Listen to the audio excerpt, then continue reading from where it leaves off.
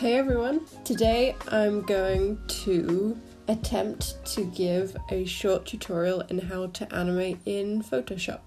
So, jumping right into it, first thing you gotta do is open up Photoshop. Next thing, you have to make sure that the timeline is visible, and you do that by going to Window and selecting Timeline. It appears at the bottom of the screen, as you can see, and then you just click on Create Video Timeline. There's another option to create, I think it's frame animation, but I don't really use this tool. I don't really understand it, and video layers are just a lot simpler to get your head around, especially for beginners. So, the purple layers in the timeline are just still picture layers.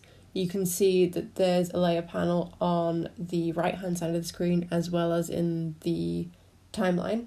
So the purple layer just sticks to where it is. The blue layers, which you make by going into Layer, Video Layers, New Blank Video Layer. You make this blue layer and you can only draw on one frame at a time. So as you can see, I drew on the first frame, but then when I scrolled across the timeline, it disappears by the next frame. You can use the arrow keys as a shortcut to scrub through your timeline frame by frame, and then you can just draw on every layer, draw on every consecutive layer, and then you've made like a short animation. It's not very good, but it helps you to get to grips with how the layers work. If I delete that, then I can actually start on my animation, which I'm going to try and do a squirrel's run cycle, just as an example of what you can do. So the first thing you got to remember to do is set your frame rate, because in Photoshop it always by default is set to 29.97 for some reason, I don't know why. So for animation you usually either go with 12 frames per second or 24, doubles or singles as sometimes they are called. You can also, instead of video layers, you can group together photo layers or purple layers. And you do this by scrubbing along the timeline, and then you click the little scissor icon in the timeline panel and it cuts your layers. Initially they will be in separate groups, but you can just drag the layers that you want to appear one after the other into the same video group. As you can see in the layers panel, it's now classed as a video group, although they are all on the same video layer.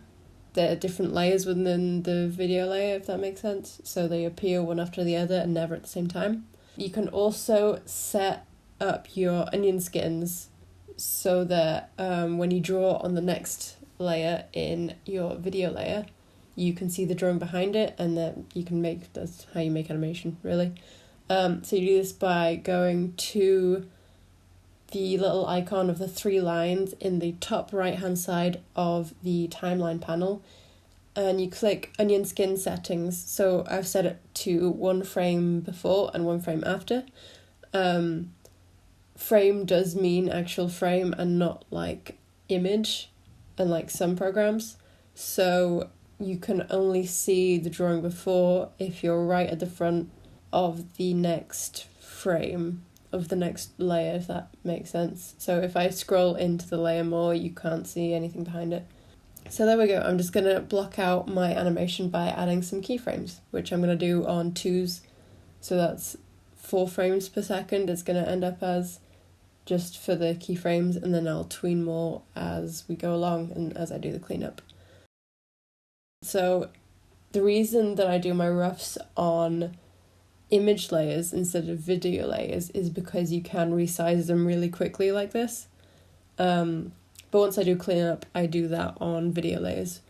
But just so I can get the timing right, I do everything on picture layers, just as I said, so I can resize them quickly. If I need to delete frames, they're easy to delete, and then I just add more in, extend them, shorten them, whatever. I can do what I need to do. To make the playback loop, you select the little cog in the timeline panel and you just click loop, and then you can see it obviously looping, and as I want to make a looping animation, I usually copy and paste the first frame at the very end of my animation, but after the cutoff point, because you can see the two little bars at the top, that's just where it's going to play back. Everything outside of that it doesn't show, so I usually paste my frame just outside of that, so then I can see on the last frame, if I use onion skins, I can get it perfectly between the first and last frame, so it loops smoothly. It's just a double checking thing for me. You don't have to do that, but I find it's just easier. So now I'm going to add some more frames. Well, it's like the second rough layer. I do quite a lot of rough layers. You don't have to, you can just do one if you want to. But as you can see, my first rough layer was very rough. And I'm not sure if I'd be able to follow it when I did cleanup. So I'm doing a slightly cleaner layer and adding some more secondary movement in, which is a good chance to do that. To make the layer underneath more transparent, you go to the video layer, and then in the opacity box, you can just pull down the opacity. You can see the layer underneath, kind of like onion skins, but it doesn't get in your way when you're drawing. And yeah, I usually do the next layer in a different colour just so I don't get confused as well. So that's why this layer is in blue. Just go back and clean up some of my keyframes and then add all the in-betweens I need to. Add some secondary movement. It's not going to be great because I haven't spent that much time on this animation, but you get the gist. If ever one of your frames is in the wrong place, you can always Command T, which is the transform tool, and you can just edit that one frame and resize it and just put it where it needs to be. You can do that for the entire layer as well. You just click the video layer, Command T, and then you should be able to control the whole layer.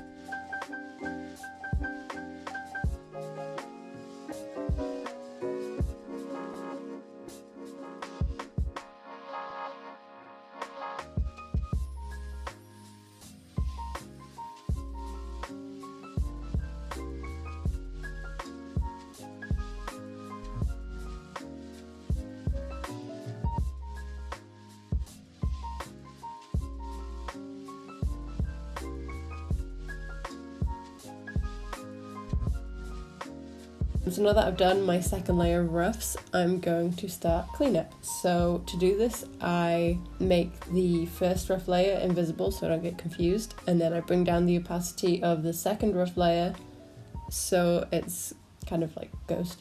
So then I put the rough layer on top of my cleanup layer just so I can see the lines above the flat colour that I'm putting down. I'm not going to do any line art on this piece, I just thought it'd look cool this way. You don't have to do it, you can add lines, whatever you want. It's down to your character design, really. I'm kind of just winging this one, which is why it's a bit rough. So yeah, now I'm just going to do some cleanup by colouring inside the lines. Art 101. And as you can see, because I put my rough layer above my cleanup layer, I can see the lines, the guides, even when I colour it in. So if I go over the line, I know where to erase it back to instead of going back and forth all the time. I don't know, just a little trick that I find makes life a lot easier. So now that I've done that, I'm going to add some shading so you can actually see which are the front legs, which are the back legs. By doing this, I am going to add another video layer, and then I'm going on the layers panel on the right hand side of the screen, I'm going to click Alt and then click the space in between the two video layers until this little symbol comes up, and that will mean that everything I draw on the top layer will appear within what is drawn on the bottom layer. It just saves time. So yeah, I can just add shading and I don't have to worry about staying within the lines because it does that automatically for me. So I'm just going to add some textured dark darker browns to this, and then erase the bits that are in the foreground, and then it should end up with a cool shading texture, which doesn't look too bad, considering I didn't spend that much time on it. So now I'm just going to add a background and some textures. It's really just some floor for my squirrel to run on. If you select all multiple layers, you can resize them all at the same time as well, so that the shading stays with the cleanup layer, or the block color layer, whatever you want to call it. And now to export from Photoshop, you go back to those 3 lines that you did the onion skins from, and you click render video, and then this panel will show up. You want to export it as a H.264 because it's more compressed and won't take up too much memory. I usually go with the HD 1080p. You want to make sure that you get the P and not the I. The P stands for progressive. The I stands for interlaced and is an older form of video compression, so you will lose some quality with that. So make sure you click 1080p, and then obviously you just select where you want your animation to save, and there we go. We've got a little running boy.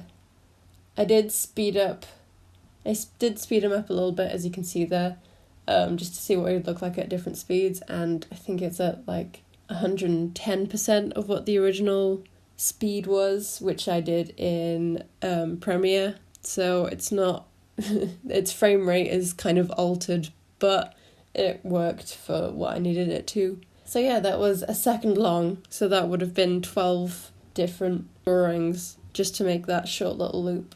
And there we go.